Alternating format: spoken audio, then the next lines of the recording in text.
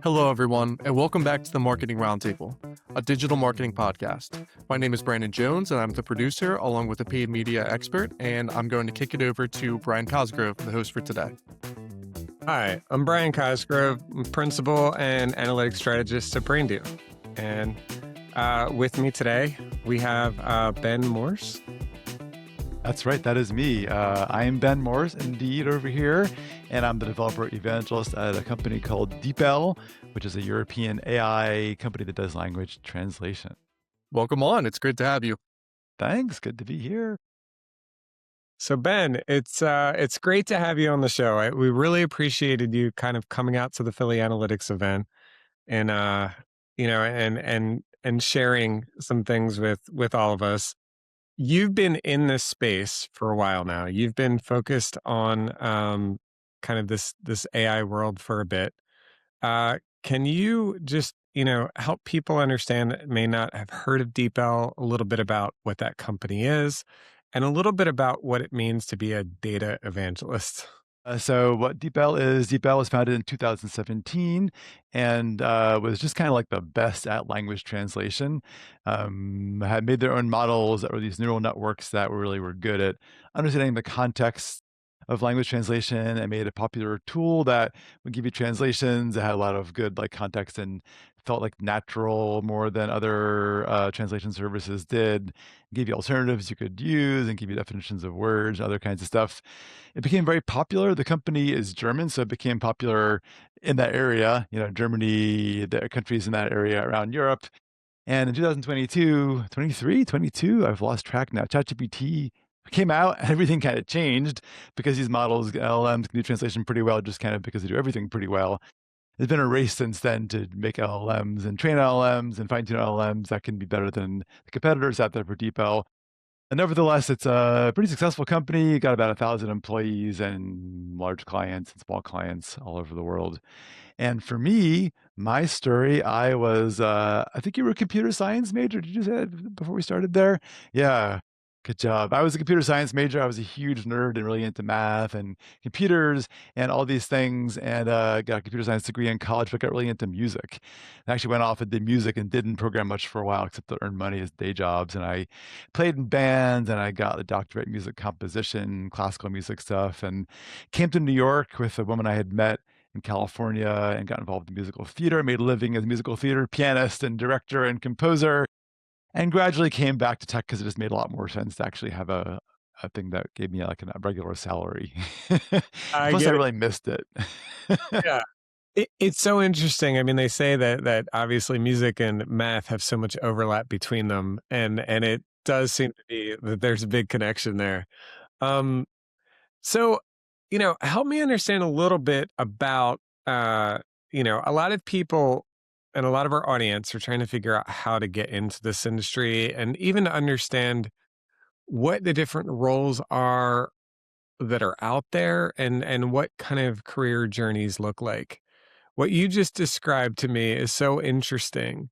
Um, you know, about how you kind of left the industry or, left tech and then came back and circled back for obvious practical and pragmatic reasons.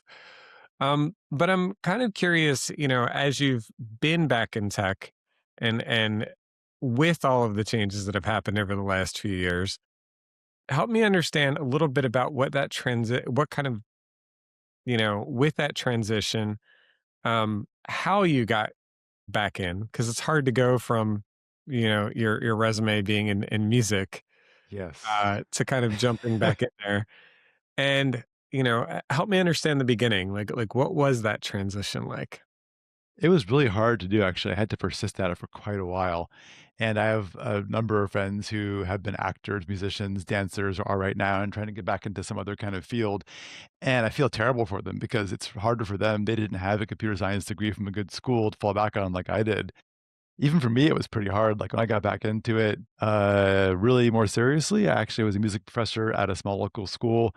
And for a couple of years, not that long, and in 2007, I decided to quit that and get a part-time job at a startup and taught myself Yeah. PHP and taught All myself right. JavaScript more or less on the job and just started learning as I did it.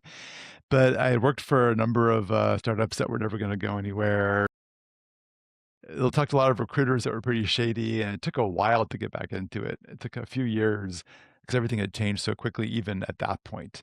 So it took a while to do it. 2007 is an interesting time. You're right before that big crash in 2008. So, Also true. Yeah. so you're kind of at an interesting time, even to get back into it. And with the big crash, it definitely had to impact a lot of the startup world.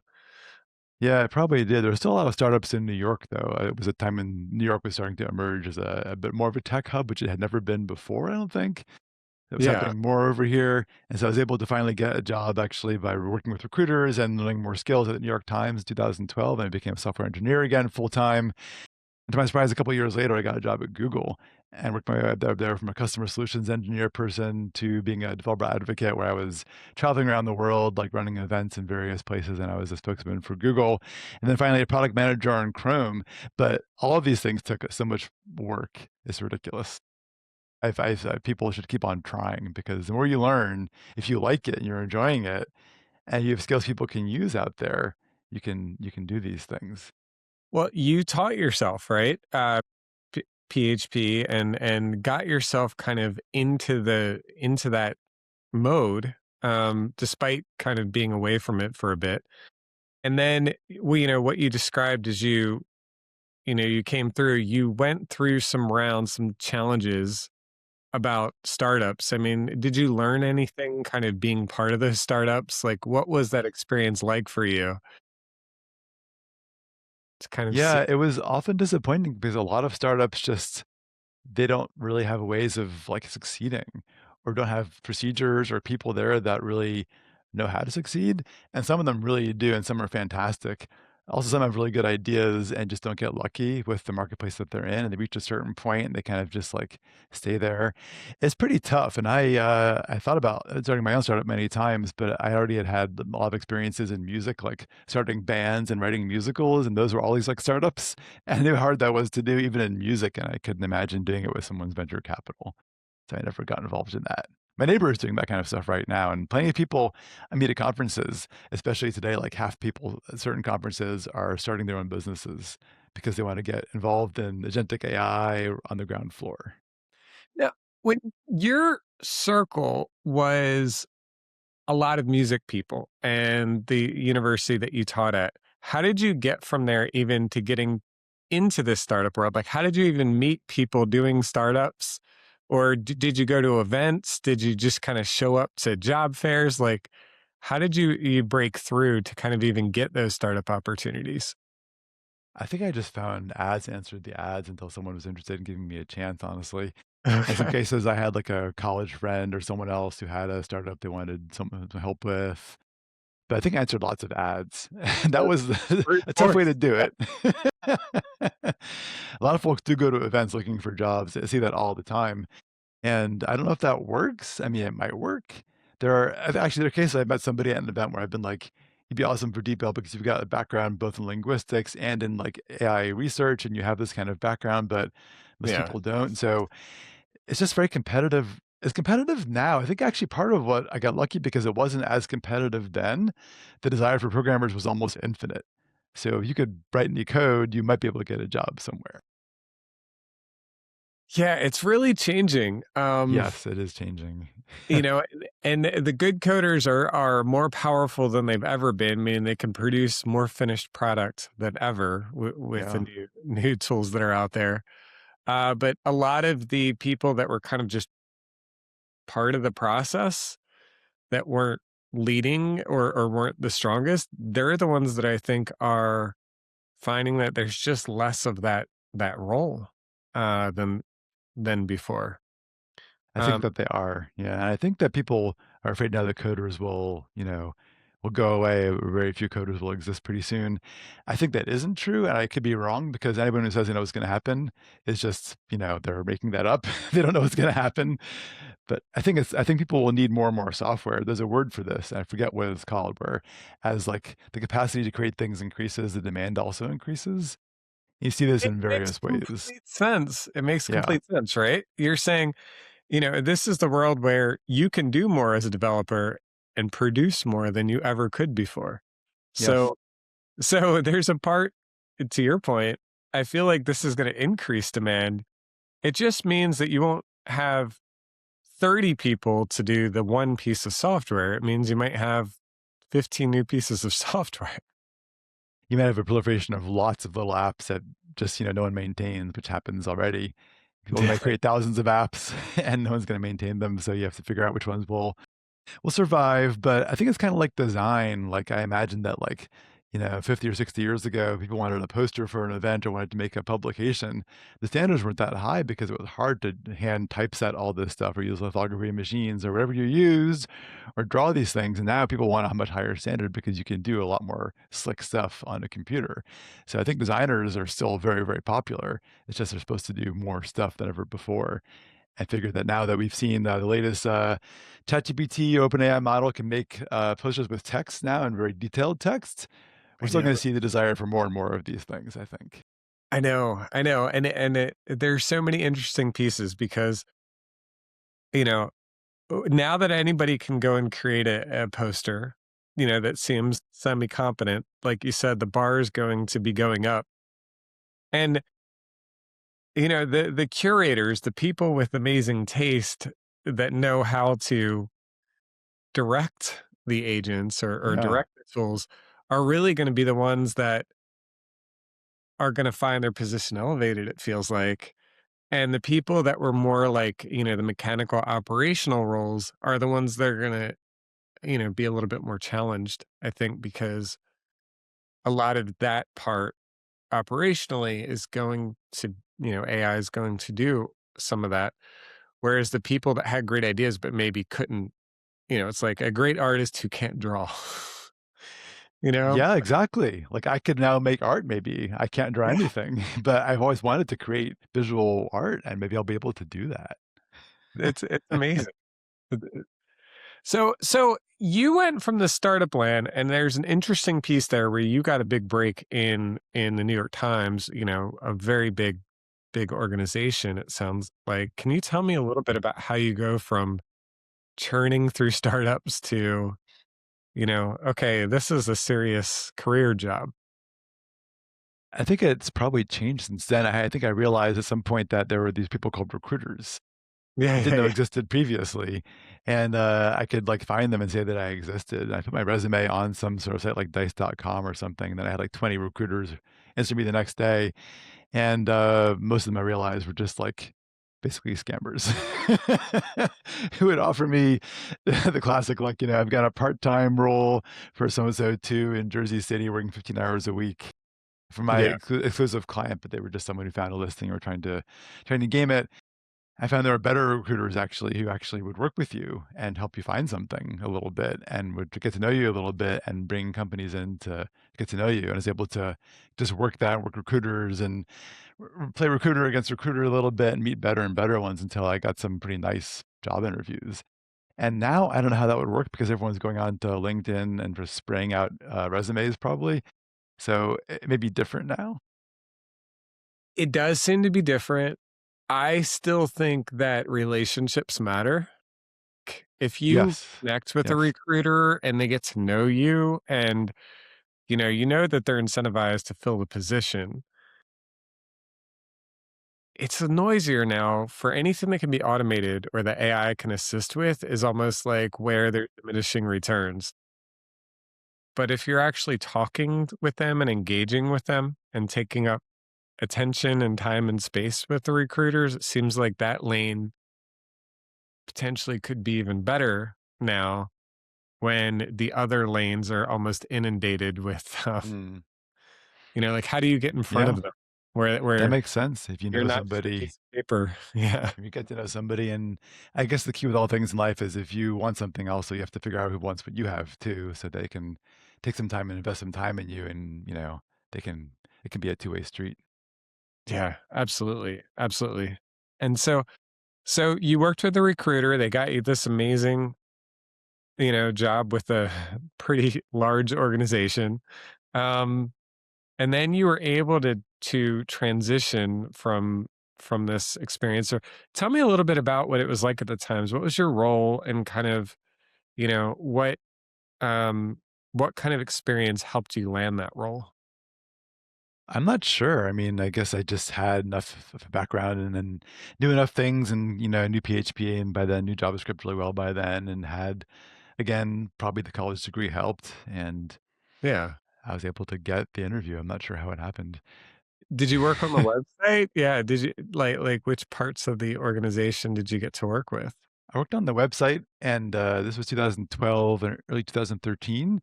I worked on the website in general, and then I worked on the what was called the crossword section back then, and is now the game section. It was a brand new thing where this guy called Eric had done a hack project where he made a crossword puzzle that worked on the web, and it didn't happen very often. But someone said, "This is great. We should make it into a product," and so they Yeah. did. And so I got to work on that. But first, I was just working on general web things. And it was just kind of a lot of systems they had that were made over the years, even one language they had called context, which only they used. No one else used anymore. Someone had invented it and thought it was a cool idea. So it's kind of hard to actually change things on the website at the time. I think it's all changed a lot since then because I look at the code now sometimes, and of course it's all different. Everyone uses frameworks now. I remember back then one problem we had was they had used prototype JavaScript, which is an old JavaScript library. They also used jQuery, which was the cool new library back then. Right. And Yeah. both of those things use a symbol called the $sign to indicate that they existed. And so you'd have both things on the same page. The $sign could either be jQuery or it could be prototype. And so things would break sometimes. We had odd problems like that we had to deal with. But it was Namespace. just interesting getting to know like the actual professional world. I had been a musician. This was like a job where you went to the office and you wore a decent shirt, and decent Yeah. clothing, and you sat at a desk and you did a job for 8 hours a day or more. It was Yeah. different. And so it became a springboard. Did you go directly to Google from the New York Times? Actually, I left there and I went to AOL for a year, and Okay. AOL was already kind of, Yeah. it wasn't what it used to Past its be. prime. Yeah. But people there really were nice. It's just that there were often layoffs every once in a while. You'd see a team that was just, there, you get to know them a bit, and they were just gone the next day because AOL was just trying to find ways to survive, and they were trying to be a media company and own the Huffington Post and publish things like Style List and other such properties, but making money for them was kind of challenging. Yeah. I mean, when so many people had AOL email addresses and instant messenger and they were kind of at the center of the web for so long, it's kind of sad to see that they weren't able to leverage that somehow. It And was. They were very proud of their background. They had been, they'd been bigger than any company is now. They, controlled the means of distribution. They, if you had accounts with AOL, they give you access to the web. They give you yeah. access to email. They did all this stuff. And it just, for some reason, it didn't persist. And other companies came in and took all those things from them. So you did a stint over at AOL and then was Google after that or did you kind of Yeah, for some reason in 2014, I started getting these contacts from recruiters at like Facebook and from Google and other companies. I don't know why. It just began to come through LinkedIn at the time. So I said, okay, this sounds exciting. Well, they were hiring a lot. That's definitely a big part of it, but also maybe, you had those two names on your resume already by that point between the New York Times, which is a large website, and Yeah. the AOL experience is large infrastructure in that tech world. I could see that being attractive, but so tell me about that role at Google. Like what was the role? What was the responsibilities there? Yeah, I had 4 different jobs there ultimately. I had actually applied to Google the previous year as a software engineer, and I had not gotten that far, but it wasn't my ambition to just write code. Like, I had partly left writing code full time because I wanted to see people and be around people. And Right. music afforded that possibility more often of collaboration and such things. Recruiters would call and I'd say, "What do you have that doesn't involve just coding?" They would say, "Are you a front end or a back end engineer?" I'd say, "What do you have that involves not just coding?" And they say, "Are you front end or back end?" They didn't have those kinds of roles Right. as Yeah. recruiters, Yeah. but Google actually did. I actually applied to Google and Facebook, and Facebook said, "We have this thing called a solutions engineer. You should apply to be a software engineer because it's kind of a better job." So I did that following their advice, and Google said, "We have this thing too called a solutions engineer." So I applied for that, and solutions engineer appeals to me because it involved working with customers. I thought that'd be kind of fun, not just writing code, but also talking to customers. Facebook, I got through a couple rounds with the software engineer thing, but I'm not the person who can really be a Facebook software engineer or Meta software engineer, I don't think. I can't solve complicated coding problems that fast. If you say, here's like a graph traversal over here, or this, this infix notation, and then make it into this, I can't do that in half an hour for you. I can do it given enough time, but I'm more of a more methodical coder. But solutions engineering, the questions they had were like one level lower. It was more like, can you use like hash tables? Can you do recursion? Other kinds of things that my brain can handle in the time allotted. And also, it was questions about, can you give a presentation to people? Can you talk to clients? And I felt like as a former musician, I could do more of these things. And also, New York Times had a Toastmasters club, which was very Okay. helpful, it turned out, because I thought I could never give a talk before anybody. I can barely speak without just, talking over myself or fumbling over my words in some way. I tend to be a person who talks too fast. The Toastmasters was very inclusive. People were there from all walks of life at the Times. It wasn't just people who were reporters. Actually, no one reporters were there. It was folks from all over the company working various kinds of jobs.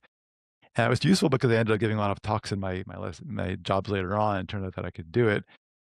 So yeah, I got the job as solutions engineer, and I was always shocked every time I passed an interview. I was really surprised because I thought, why does Google want me? But they eventually did, and then Google was kind of pretty cool. Like, got to meet lots of people and work in big organizations, meet these clients, got to travel around some. And then I started this program with someone else where we would go to customers and look at their websites and give them Hmm. advice on improving the website performance. Because actually sales was doing this and they had no background in any kind of technical stuff. They just knew some things and thought it was important. And Google wanted to have web performance being better because if the web was better, that was better for Google strategically. So I started this program for our group to do these things, and that was pretty fun to meet clients and find things I could do to easily improve web performance, which people almost always have something you can do. And we thought that mattered, that people wanted to see websites load faster, especially on mobile phones. And then through doing that, I actually found there was a job actually in the sales organization doing just that, working just with clients on mobile sites. So I took a job doing that.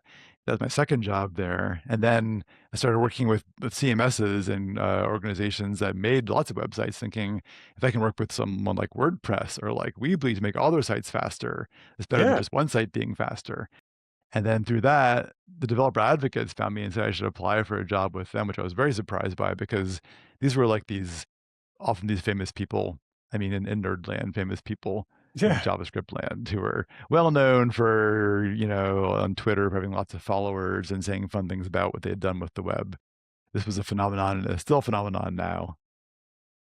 This is so interesting. So I mean, and this is 2000. Is this 2014-ish or 2000? I Like joined what? that group in 2017. That's when I got 17. to developer Okay. advocates. Yeah. Okay. So that's super interesting. So you had done 4 different roles at Google and kind of transitioned through them. And that one that you just mentioned sounds really exciting because you had direct contact with customers.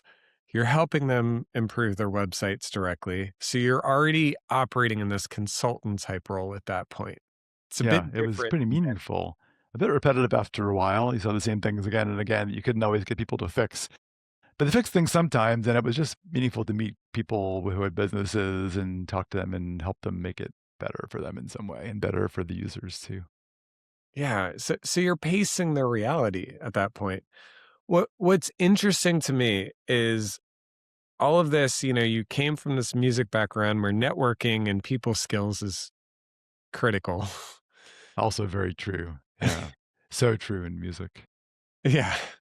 And so you go for, but also the nature of what's bringing people together to is aesthetic. It's a different kind of conversation that you might be having, but it's also technical because playing the notes, playing the instruments is so precise to be able to, the scales and all of the math involved are not trivial.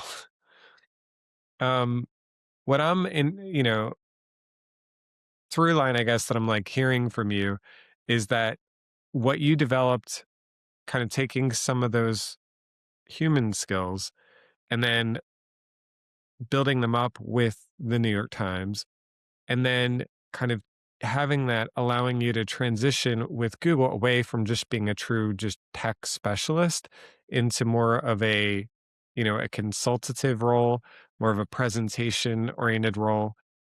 It it kind of put you in the right lane to be noticed and by that community, that this dev community that you're talking about. You're already that mix between the human and connection skills and the tech work. I guess, yeah, a lot of folks get a computer science degree and get a master's degree and go right from there into a job in engineering. I took a Right. very circuitous route, and maybe it was not the smartest route to take, but at that age, I couldn't do anything else. I just needed to go out there and play music and do other things, and I couldn't imagine working for a company. You know, I changed in various ways. I matured in various ways, and also at the time, Google had changed a lot from its days as a startup, but it was still a place you could be. You could be a personality, and you could still fit in there quite nicely. And people that I worked for were often interesting personalities, and many did not have college degrees in programming. Some of them did. A lot of them didn't. They just had discovered it at some point, and they'd come from other kinds of backgrounds, and they were just interesting people. Yeah. Yeah. And they've always taken their recruiting very seriously. And I know they went at one point, they were very like academically focused. And then eventually they started to go in a different direction in the 2010s. And yeah, so I'm curious, coming out of that, being a Googler, I guess, working at their at their New York, I guess the old DoubleClick offices, right? And what part of weren't they in New York around, it was like Chelsea Market area? They still have they bought a building in 2012-ish or something. I'm maybe getting this wrong on the internet now, but they bought 111 8th Avenue, which they still is the main building now, and now have Chelsea Market also and other buildings in the area. But when I got there, DoubleClick was still a thing. There were still DoubleClick signs on the walls, and then they folded that gradually into the Google brand and called it something else. But yeah, that was, I guess, DoubleClick had been there. I don't know if it was there previously. I don't actually know. Yeah, I think when they acquired them, that was their headquarters, and then Google said, "We're just I going to never move knew that." that. Yeah, Okay. yeah. So that's an interesting kind of transition point there. So after you've worked at Google in tech, it's kind of like a license to work anywhere in tech.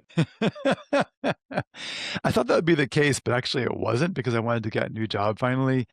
Yeah, And it was hard to find a new job, actually. I was looking in 2023 and 24.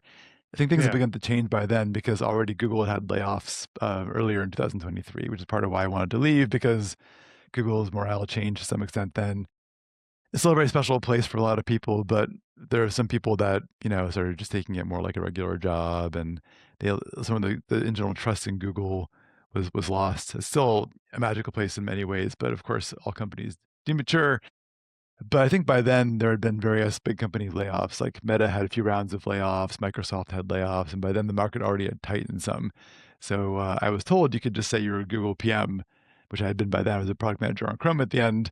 You can get a job anywhere, but I actually couldn't. There were a lot of Google PMs out there, Google engineers, I think, trying right. to get other kinds of jobs at that point. The market was saturated. So tell me a little bit about. It sounded like in 2017 you met this group. Tell me about that group. And you said they had a lot of followers on Twitter, and they were people doing big things on the web.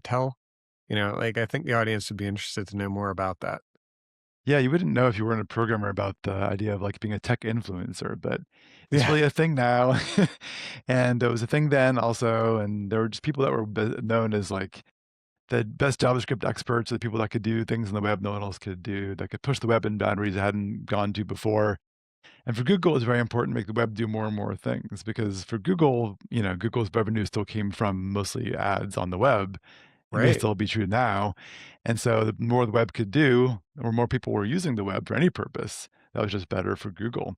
So Google incentivized to make the web just better, which was nice because people could work in this developer advocate team and just say, make better web stuff. Look at this cool thing I did. Look what I can do with service workers, or I can make this cool animation happen, or this new CSS thing and make design better. And that was useful for Google for people to point these things out. So people could sincerely say, I did this cool stuff, not say, Google wants you to believe these things I want you to believe, because all they had to do was do fun things that were exciting on the web and introduce new features, and people wanted to hear that.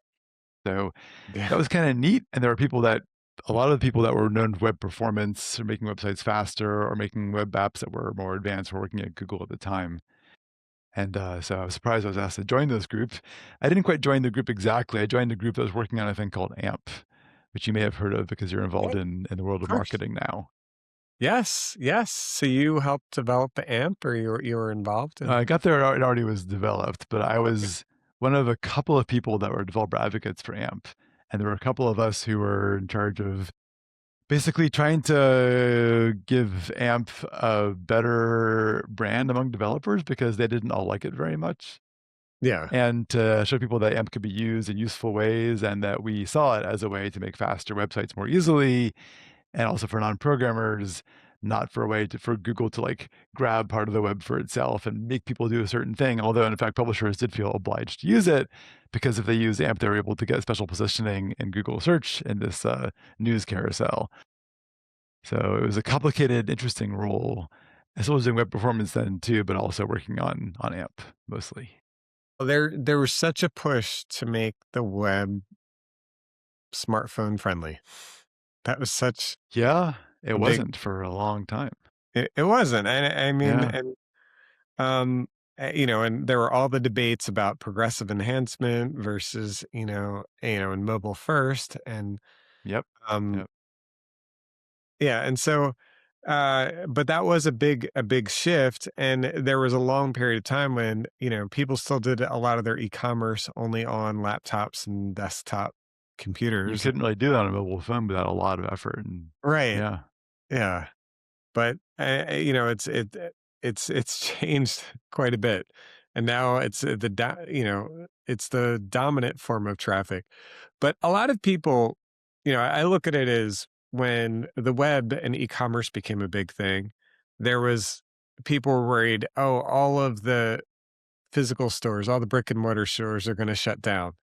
And what we had is there was some of that, but then there are still a lot of brick and mortar stores. It just become yes and and then when we had the mobile web come along, there's still a lot of websites and a lot of people still using websites from laptops and desktops. It became like a new kind of layer that coexisted with the old layer that coexisted with, the brick and mortar kind of store system. that's true. There are multiple ways to buy stuff.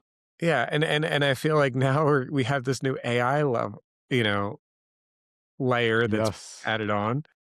Yeah. And I just feel like it's a continuation of the same thing. It's like we're going to have the AI layer, and then we're still going to have the mobile web layer, and then we're still going to have the desktop web layer, and we're still going to have physical stores.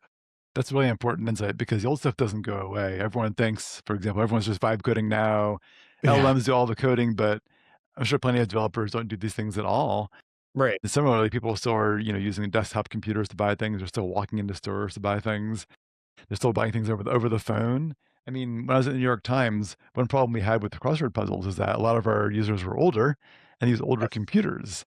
We had to Yeah. support older browsers that no one else supported because a lot of our users were still using Internet Explorer 6, for example. And it Yeah. was quirky, but we had to support all those things. And also support Internet Explorer 7 and Internet Explorer 6 simulation mode, and all these crazy things that people wanted to forget about and just put behind them. But yeah, the past doesn't go away.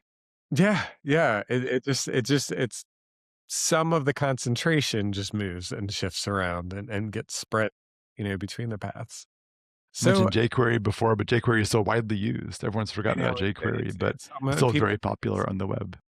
Yeah, yeah, jQuery changed a lot. Um, People did not know how to operate with the DOM. It was like a whole extra skill set that was so much easier that you didn't really have to That was learn. fantastic. Yeah. Yeah. This podcast is powered by Brandu, a digital marketing agency that not only provides a diverse mix of digital services, but offers guidance, experience, and true partnership to bring your business to the next level. We offer expertise in analytics, paid media, web development, SEO, and design, just to name a few.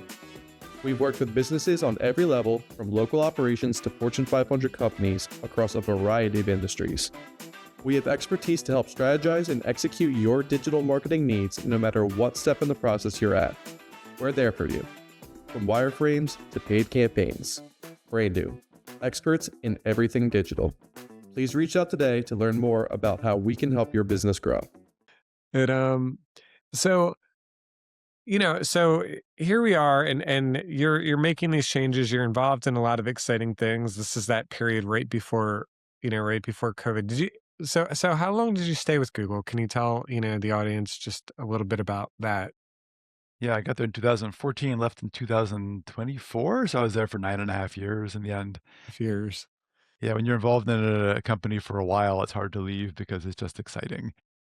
Right. When I ran out of things to do at a certain job, I was able to find something else to do, which was really fortunate. Like when COVID happened and my job of going to conferences and organizing events and doing this outreach in person and giving talks in person totally changed. And we did things over, like where I am right now. This became my office, this attic of our house here. It wasn't quite the same, and I wanted to do something different. And AMP, we realized at a certain point, was kind of had plateaued and was on the decline. And the person who wrote AMP had left Google, and the writing was on the wall for AMP. So I wanted to do something different. And so I decided to make a transition to being a product manager on Chrome, which is very hard to do, but I was able to do it. And I wanted to finally leave Google. It just took a while to go through all these things. I could keep on finding things to do that were interesting because Google was a very big place. So one of the themes of what you've kind of described there is even how you sort of brute forced your role into the startup world.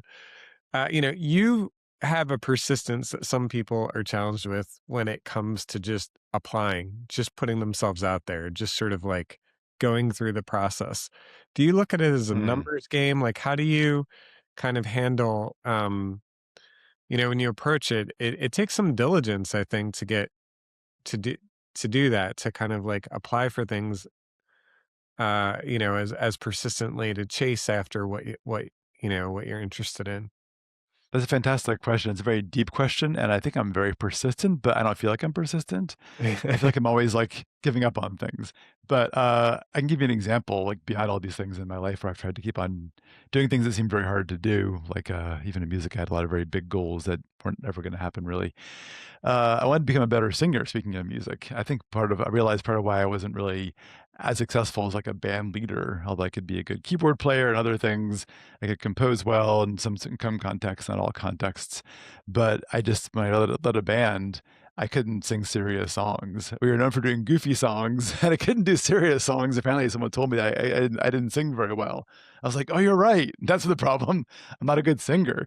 And I couldn't get any better, basically. I took vocal lessons, and I'd never improved at all as a singer, so I stopped doing it for a while. Actually, during COVID, my daughter wanted to become a better singer. And we had a friend we'd worked with who was a great actress and a great singer who's now a professor at Penn State. My daughter took a couple lessons from her over Zoom and they didn't really hit it off. But I thought, I'll try this. And we really hit it off. We were good friends, and I started learning how to sing again, which is one of the hardest things I've ever done in my life because you do a thing physically for a number of years and you use your throat and your tongue and your mouth in certain ways. To do it differently is really hard. I was doing things pretty much everything was done in active, kind of like painful in some cases, like not useful way, but we learned how to sing from scratch and it took a ton of persistence. So my daughter would say, you keep giving up, but the next day you start again. I think that's what persistence is for me. You might say, I can't do this, whatever. The next day you might say, actually, I kind of want to do this after all. So you just keep on doing it. And in some cases, you won't get anywhere. You have to realize at a certain point, I'm working on this thing. I'm going to be able to dunk a basketball. And you realize I've done this for 6 months and I'm not dunking the basketball. So I'm going to stop trying to dunk a basketball. But some things you are going to succeed at. And like applying for a job in a new field, for example, if you have skills someone could use out there and you know they could use your skills, it's going to work out eventually. If you don't have those skills, it may never work out. So you have to also know when you should stop persisting and change your direction, which is very hard to figure out. Yeah. Yeah. Yeah. I can relate to that quite a bit. Do you have similar stories from your life of, because Yeah. you were a tech guy, right? And you're still doing tech, but Yes. Yep. I'm still you've doing changed what you're tech. doing quite a bit. Yeah. Yeah. I feel like, I'm learning a language right now, and it's a big challenge. So Wow, like a human language. persistence is really the only way. I'm learning Japanese, and Oh, persistence. that's a challenging one if you're an English speaker natively. Yeah, Yes. that's very admirable. So yeah, it's fun. Reading and writing though is I it's hard to recreate that environment that, if I had grown up and gone to school learning this language, I would have written all these characters in every grade, all the Yeah. way through. I would have been developing all of that skill set. And now as an adult, it's like I have to do it all kind of, and I'm trying to compress it. And it's a challenge, but persistence, If you believe in it and you want to do it, you'll be able to do it. If you move there and live there for a while, it'd be a lot yeah, easier because you'd be forced to actually read Japanese and speak Japanese. all day. Yes. I am fortunate now with a lot of AI tools that can have it generate interesting stories, or translation to what you do. Yeah, Uh, yeah. I can take interesting stories and try to get things at a reading level with the working vocabulary that I have, and that's helping tremendously. But it's forcing me to think about it, and there is a persistence there. So I can relate, and I can only imagine that you know, your voice is the one instrument that it's like, you're dealing with flesh here. You're not dealing with with something you can just buy a different version of it. So I can It's a lot imagine of, it's yeah, all it's the a muscle bizarre learning process. You've got to teachers use metaphors, but they also try to use physical things like this is, the larynx, this is where it is. This is actually that your tongue goes down over to here. The tongue is huge. Actually, it's down there pressing down against this thing over here. This thing over here is still down there. And just understanding what the soft palate is. And then metaphors like, imagine that the sound is traveling through your face. They just use lots of techniques. And the teacher is really fantastic. That was unteachable. And I've become a decent singer. excellent. That is excellent because the sound is different. Like when you hear your own voice in a recording, it sounds different than how you hear it when you're speaking. And Yes, so, if you want to learn how to sing, my advice to the audience out there is don't think about how it sounds. Think about what is easiest to produce with the yeah. least effort. So, with that persistence, one of the areas, like you said, you give up and then you go back to it. So it is a form of persistence, even if it doesn't feel like it. The one area too, with all of that is you survived periods in Google when they had multiple rounds of layoffs. You were there 9 years. There was one major layoff when I was there. There have been layoffs other times in other kinds of forms. I missed the ones that were like, I don't know, 2008 era. I wasn't there yet, but there have been some small layoffs since then. But in 2023 in January, they suddenly laid off 10,000 people. And I remember that was a trauma for the workers at the company because some of their friends were gone. No, and that's the thing is the big companies aren't necessarily safer in some ways than some of the smaller companies. That was the big change in attitude, exactly, because people thought I can work here my whole life if I want to, and they realized, well, maybe I can, and maybe I can't. Yeah, like I said, it's so interesting. I mean, this is one area that you might be able to help a lot of people out with. I think is just like you said, you were able to transition within Google and kind of follow projects and work that kept you engaged and interested. Can you tell me a little bit some advice for people who are maybe they feel like they're in the right company, but they're maybe not in the right position? Yeah, it's not a bad place to be. Like what you were saying before, one of the hard parts in applying for jobs is knowing the right people, and people can get you things. If you're in a company with people, it's much easier. You already get part of the company. You already have that trust that they've hired you to do something. So, and people, you can meet them, you can talk to them, and then they'll be your contacts for the next job, hopefully. It's not happened at Google. I mean, for software engineers, there was a culture that was pretty nice where they could meet people in other teams and just change teams pretty smoothly. There even were job fairs for that, Hmm. and the culture was you're supposed to support that. If you're like IC wants to go to a different team, you're supposed to say, "Oh, that's great. Go ahead and do that. That's fine." Changing from area to area was harder. There definitely were different kinds of areas, and people didn't always think if you were in area A and they were in area B that you could do their job. That was true, yeah, in many places. Like when I became a developer advocate, it was quite different from being a customer solutions engineer. And then finally, when I became product manager, that was the hardest thing of all because um, it was COVID time and it was harder to communicate with people. And the culture, as you find, was called a rotation. You'd spend 6 months to a year doing a different job like that. And then afterwards, you would basically apply for the job from scratch as if you were like an external person. And so I couldn't have been a rotation for a while either. So then I asking people that I knew. And finally, there was a director I knew who was nice. And he recommended me to people who worked for him. And then some of them started offering me rotations. And I did a rotation. It seemed to go well, and then I did the interview process. That was incredibly difficult. Was it? Okay. It was really hard, but the point is that if you're working at a company, you think it's the wrong kind of job. If you have the skills truly to do something else, you can probably get that job, but you may not have those kinds of skills yet. And people often think you have those skills, but actually you lack those skills. Like product manager is a classic thing. People want to be product managers. Being a product manager requires a certain skill set and certain experiences that not everyone has, and a certain way of like looking at things and a certain attitude towards like the world that is pretty unique. I don't know if I've really mastered it myself, honestly. But yeah, you can get that job internally, I think, easier than getting a job externally. That's the point. But yeah, and the exposure that you get internally to just the company, the operations, and the other departments is different than if you're completely external.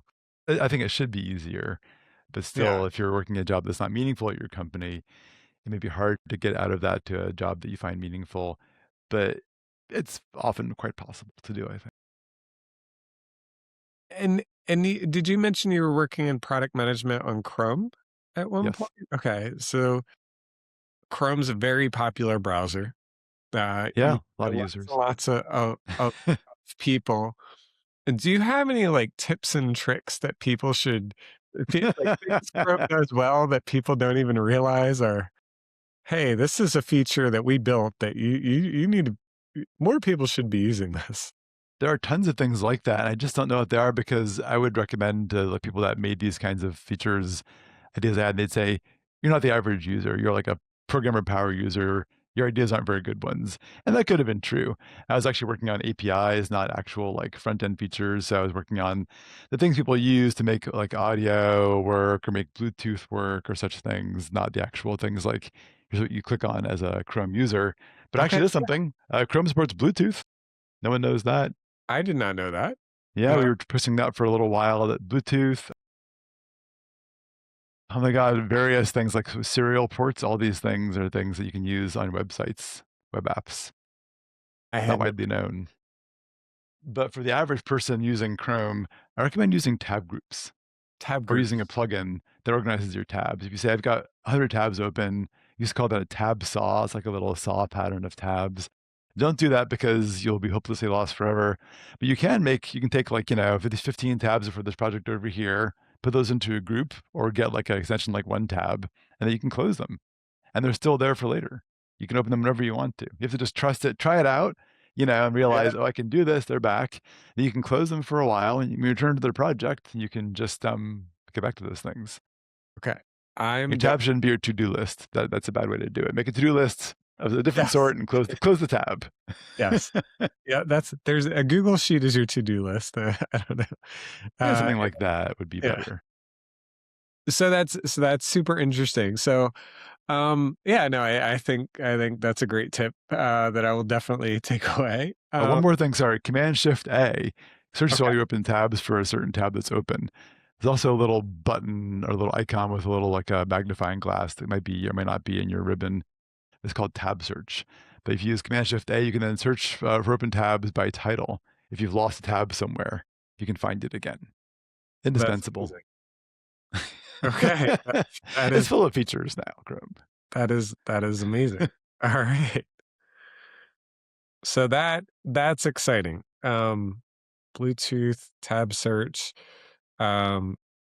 Yeah. Also some trivia I didn't know before. Most TVs run Chromium also. They run some flavor of Chrome. Yeah. It's used everywhere. That's pretty shocking to me. So that's it, and that's it's a huge deal because it also means if obviously focusing on it for development means you are compatible in a lot of other places too. Yeah, it's almost a standard now. Most browsers use Chromium, like Edge is Chromium. I think Brave is Chromium. Yeah, yeah, it's Safari is not. Firefox is not. right. But they're also WebKit, and Chrome is WebKit too, right? They had a fork at a certain point. Yeah, they They used did. to all collaborate. Then they had a little bit of a parting of the ways, and then Okay, Chrome happened. then Chrome. So it's interesting. So okay, so there's a lot there. And I'm curious. Tell me a little bit about the transition from Google to DeepL. Yeah, I wanted to get involved in AI. And Yeah. actually, I had realized at some point that was happening. And part of my plan, actually becoming a product manager, had been I had some friends who had left working on AMP or on the web to go work in Google Health, where they're Okay. hiring a lot of people. I thought this is good for humanity, which I want to be able to be involved in some way. They're Yeah. doing things like this is pre LLMs popularity. They're doing things like looking at retinal scans for signs of diabetes, other ways of using like AI models in useful ways for health. And I thought I want to be involved in this. And the culture of Google was, once again, when you have a certain job in a certain area, you can get that job in other areas too. So being a product manager like on Chrome, which is pretty unlike Google Health, was not the hardest thing to do if you knew somebody over there or you just applied for the job. After layoffs happened, it became much harder to do because there weren't jobs available, period, even for outsiders. So you Yeah. couldn't move internally that easily anymore. So that path was closed off to me. I had no AI experience, like work experience. I learned about it. I had taken an AI crash course at Google and learned about LLMs, and I was reading about it a fair amount and asking friends and neighbors like lots of questions about how things worked. But I had no specific work experience working with AI, so I couldn't get a job as a AI PM or anything else there. So I had to leave. Yeah. Delete. Okay. All right. So, tell me a bit about, kind of your immersion, sort of your transition to AI. So, did you immediately apply? Was this kind of like one of the first companies that you applied to, or like how'd that search go? How did you make your way over to DeepL? It took a little while because I wanted to get jobs that involved AI, but I realized that I couldn't just apply for jobs that involved AI because I had no practical work experience. I had not done this as a job. So if people wanted to hire a product manager to do X, they wanted to have them do X before because then they could actually have a record of doing X successfully and launching products in area X. So I applied to a few places. It was kind of hard to find applications. I spent a little while working at ZocDoc. That didn't work out very well. Actually, that was a pretty short time. Then I was looking for a job somewhere else, and I started applying for developer advocate jobs because I realized I kind of missed doing that kind of work, which I'd done before and successfully. And so I actually had an offer for a job as a developer advocate for a well-known European company, but they're very slow to make the offer because they were on vacation for the summer and they just kind of did things kind of gradually. And in the meantime, I saw that DeepL, they were having like a meetup somewhere in New York and people were going to go talk about AI. I thought that could be kind of fun. Yeah, I've got a night off. So I went down there to attend this talk, and the head of research was there and he was really interesting and people there had a lot of fun things to say. And it turned out actually they had realized what was coming and they recruited me to apply for the PM job there. So I hadn't realized that, but then I got there and they were like, "Do you want to apply for a job here?" And I said, "Okay, this seems interesting." And so I did, and they were quick, and I ended up taking the job there. And then after a few months as a product manager, I saw actually an opening was happening internally for a developer advocate. And I saw the job description and I thought, I want to do that. Yeah. That would be the most fun thing I could do. And I think also as a product manager, I was limited in some ways in my compatibility with the role. And so I knew the guy who was hiring somebody. There's an example of internal move. He was like, "Hey, we're thinking about you anyway. We knew you had this background." And so everyone agreed I should do that instead. That was harder to hire for this job. So I became the developer advocate at DeepL. And that happened, I guess, last February or March that finally happened. So they Okay. wanted to get more involved in North America because they were pretty well known, very well known in Europe and pretty well known like in places like Japan, but in North America, people don't know DeepL that well even now. So that was the idea, to get some visibility for DeepL over here. So that's exciting. So and as a developer advocate, you're looking for people to create new projects to integrate with DeepL. Is that kind of the There's main various role? things that it tends to involve. I'm usually a developer advocate. We haven't defined what that even is so far in this Yeah. conversation, but Yeah. traditionally it's kind of a weird job. I think it originated when somebody at Apple back in the '80s they called themselves the Evangelist. I think it was Guy Kawasaki, and then tried to just talk Yes. about how Apple was cool to people. And AOL had somebody who did this when I was there, but the job evolved to be a thing that companies had tech they want people to understand better and want developers to understand, because marketing to developers is challenging. Developers are kind of, they don't really trust traditional marketing sometimes. If you Of say, course. hey, this thing here is great, they want to know, well, why is it great? You didn't say why it was great. So developer advocates, there's the outward thing where you're trying to market your products to the world, which usually means not saying, hey, it's awesome, but just showing cool things you can do with it to people, or even talking about similar areas or being an expert in areas around that. So people will trust you as like a thought leader in that space. And then they see you're working for a certain company and they trust the company more. It's an interesting space to be in. And the other part of it is trying to make developer offerings better, like to advise on developer offerings that you have and ways to improve those things, because you're the person who isn't making them yourself. Like the engineers will make what's easiest for them to make, easiest to build in many cases. You have to say, Yeah. actually, if I didn't work here, I couldn't use this thing. I know why you did this, because you already had this thing, but people don't want it this way. They want it this way. So do the extra work to do this thing instead. And they have to listen to you or not, but hopefully they'll listen to you at least some of the time, make things Yeah. better. And then also getting feedback from the people that use this stuff and the developers, and see what they really are craving, what features they want, what they find challenging. And then also making materials people can use to learn this stuff.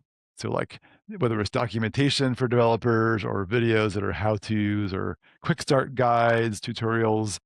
It may change even more now, because a lot of non-programmers are programming because they can now vibe code. So I think it may evolve more to that kind of thing too. Like if you don't know how things work, don't know what you're really doing, but want to use our stuff, then use it in this way and try doing this kind of thing. It'll be a good path for you to go down. Yeah, it's interesting. I mean, I feel like there's going to be more applications that are even built out for single individuals or smaller groups and organizations. Yeah. We're going to see more software out there, not just the big ones that you purchase and buy, but there's developers, I think, at different levels now because of how accessible it's becoming to develop. And yeah, DeepL is happening in a big way because people are into AI, and everyone's making their own apps now. It's remarkable. Yeah, They're all using Cloud Code or other tools to just make stuff happen. It's quite remarkable. that's exciting. And so, with your role, how much, time do you get to spend maybe in the world of the developers and kind of in those communities? Is it like an online thing, or do you go to like developer events, or how do you come into contact with the developers? Yeah, I mean, it's good to know the developers who use the product, and it's good to also do other kinds of things. And my goal last year was to really just get out there to meetups and things in the Yeah. US, and just say, hey, we exist. Or I would go to hackathons and say, try the API, we exist. So there's that, but also knowing the user is pretty important. And that happens by, yeah, there's Discord channels. We have a Discord channel. We have also a community website that people go on to talk about things. It can be hard to find them sometimes if you're a smaller company like DeepL. Not that we're that small, but if you're like, if you're Google, everyone wants to give you their feedback. And Google had very organized systems for getting feedback and for involving developers and things. At DeepL, it's more a matter of trying to talk to even people in sales and say, hey, is your client struggling with something? Can I talk to the developers about what they're doing and getting to know those developers? And you find those people that will give you feedback, the ones who want to talk about what they like and don't like, the ones that you trust to really, give you good feedback. Yeah. Yeah. I mean, it sounds to me like this is what drives the requirements that the product manager should be focused on. I mean, you've kind of been in that product management role, and now you're kind of Yeah. almost in a research, like a customer research, voice of customer type, Yeah. I guess it is like that. Yeah. and mixed with, I guess a little bit of this evangelist, like you're a bit of the company's influencer by showing up to these events and Yeah. You're the so in-house influencer person. That's the idea. yeah, We try to be, you know. yeah. Well, we really appreciated you, coming and speaking at our event in Philadelphia, and you kind of can see that we're trying to bring together developers and analytics folks and AI folks together. It And was fun. Yeah. I mean, I went down there because I was curious about the meetup. I went down there, was it November, to check it out? I thought, this is really interesting. There were some great talks there. I thought I learned quite a bit. I wanted to come back and just do it again. And I got to go give a talk of my own, which also was really interesting. yes, we very much appreciated it. I think this is kind of where people can make some of those connections that might lead to their next positions too, is coming to kind of events like this. Yeah, there's a community that didn't used to be where you can go to meetups and events and talk to people. It can be a little hard because people are a little shy and it's hard to talk to strangers. But if you go a couple times, you get to know people a little bit and Yeah. get to know their worlds. And I think it's fascinating. I mean, when I went the first time, there was a talk about the challenge of using LLMs to read text on these gas canisters. Yes. That was fun.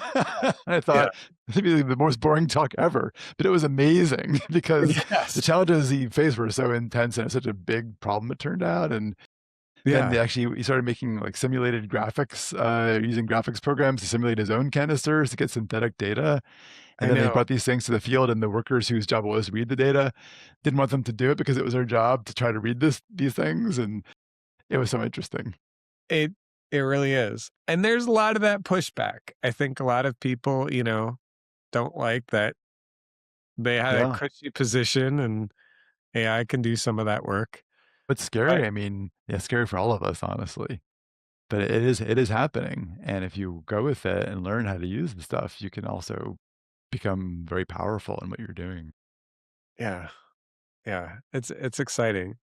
So what should people know? I guess so you're working with DeepL right now.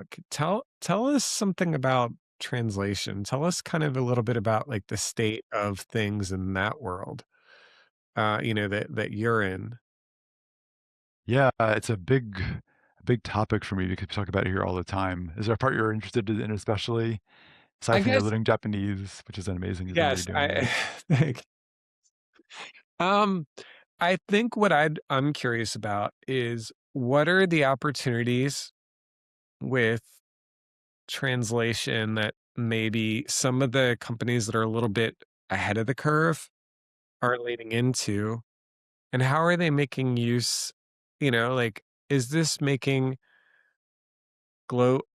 having global websites easier? Is this making um internal companies communications easier? Like how is it kind of showing up with the companies that are really making the most of it?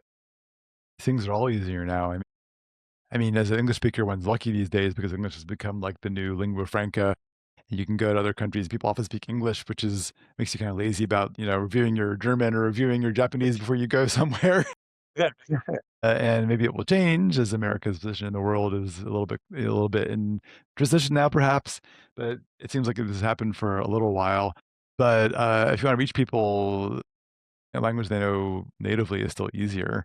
And not everyone speaks English, of course. So if your website is in other languages, there's a lot of studies showing people will use these websites more in other countries and buy things more from these websites. Yeah, for companies' internal communication, it's important. For a lot of governments, it's very important. Like I Okay. was at DrupalCon recently, where there's a lot of people working for governments and nonprofits, and a lot of folks were saying, now in the state of Washington, the city, we have to use 10 languages. It's by law. Of course, if you go to New York City and ride the subway, many posters are in 12 languages. If your healthcare company sends you a disclaimer, it's in a bunch of languages, and the more you can do that, the better, and it's easier to do than ever before. One really surprising thing is that computers have gotten pretty good at translating things. You may have remembered using Google Translate some years ago, and people would laugh at how it came out. Goofy. Uh, Yeah.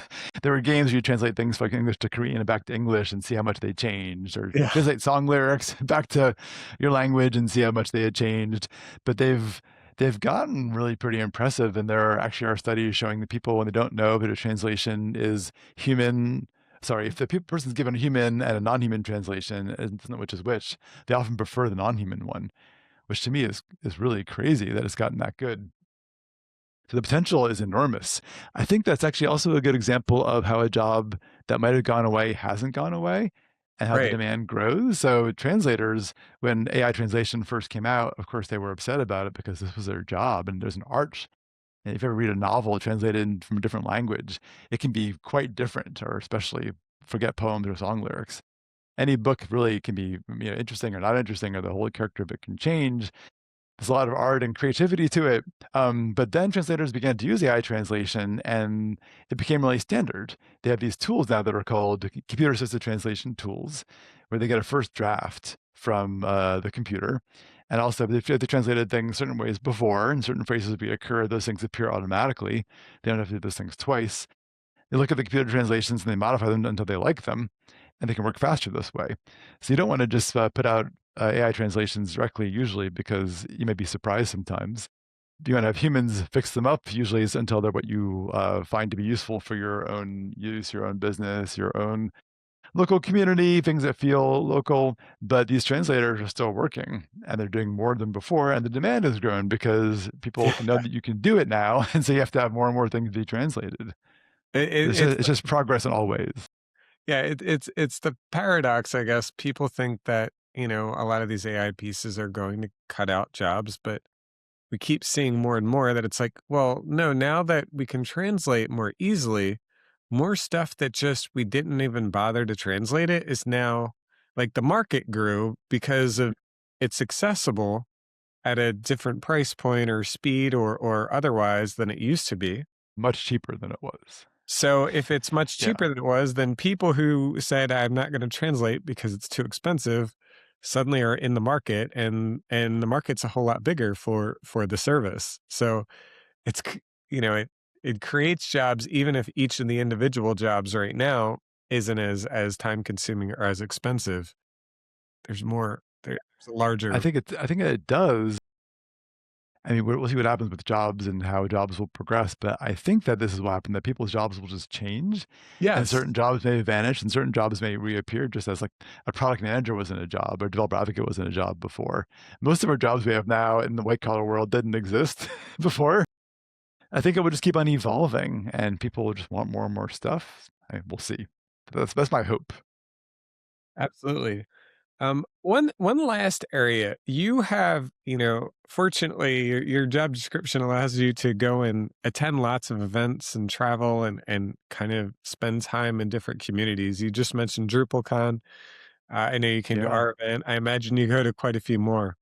Are there different, what would you encourage people, if they're looking to build their network and kind of get themselves out there a bit?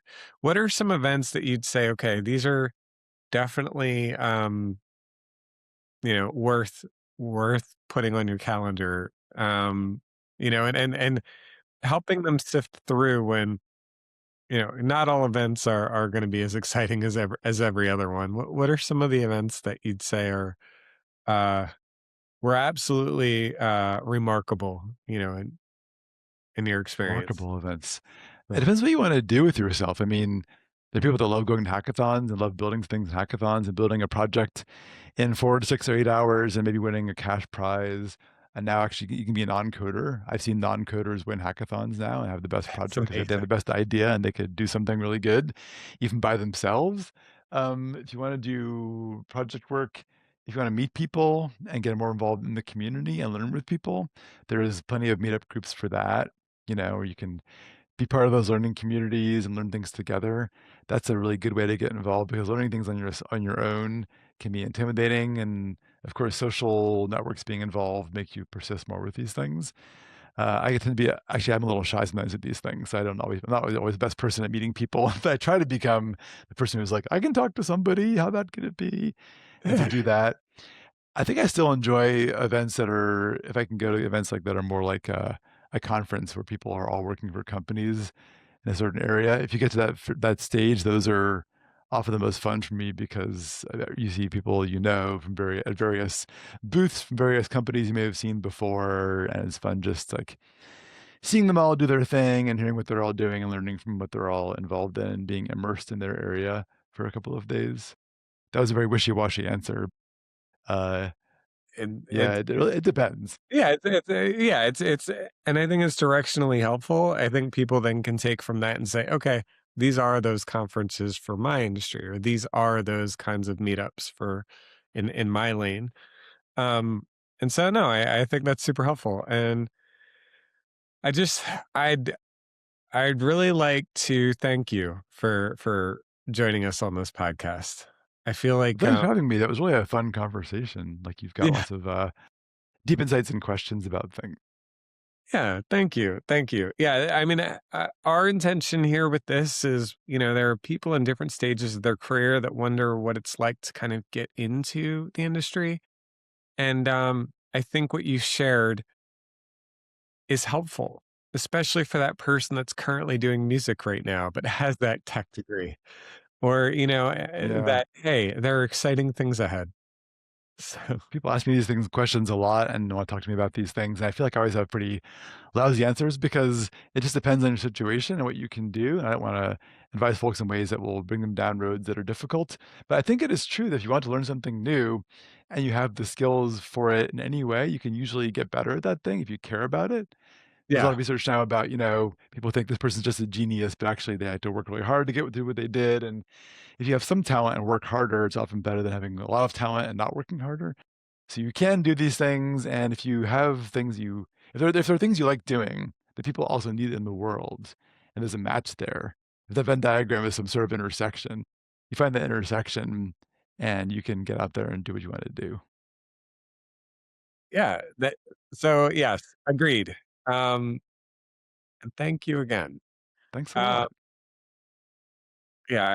And everybody listening in, I hope, you're thinking about networking and how important that is. You're thinking about your human skills and what you can do there, and how you can blend that together with your tech piece. You're thinking about how you can move within a big company, or, even how to break through from not being, in a company with a big name into a big company. Yeah, and always remember, to Ben's point, persistence is key as long as the goal is attainable and well aligned. So, thank you, Ben. This conversation has been very encouraging, and just it's Agree- great to go over some important skills and see your journey of where you landed, and just inspire others to do the same. Look at what they're good at and what they want to do, and kind of find the intersection of both. Yeah, thanks. I'm glad to hear it was useful. I mean, persistence is hard. People give up a lot, and I give up a lot too. But if you really care about it, you'll keep on doing it. And oh yeah, I had another insight for you over here. If you're looking for a job out there, it's weird because you have no job, you have nothing. Suddenly one day you have a job, and Yeah, then you have a job, and then there you are. So you go from like, 0 to 60 all of a sudden. But it always happens eventually, and then there you are. So that day will come. awesome. So, to our audience, thank you for spending time with us. Learn more about Braindo and our marketing services on our website at www.brain.do. If you'd like to see more from us, please consider subscribing or giving us a follow. We can be found on social media with the handle brain.do. And of course, if you learned anything helpful from this episode and want to give a comment, have a question, please leave us something in the comment section and we will address it. Otherwise, we'll see you next time at the The round table. round table.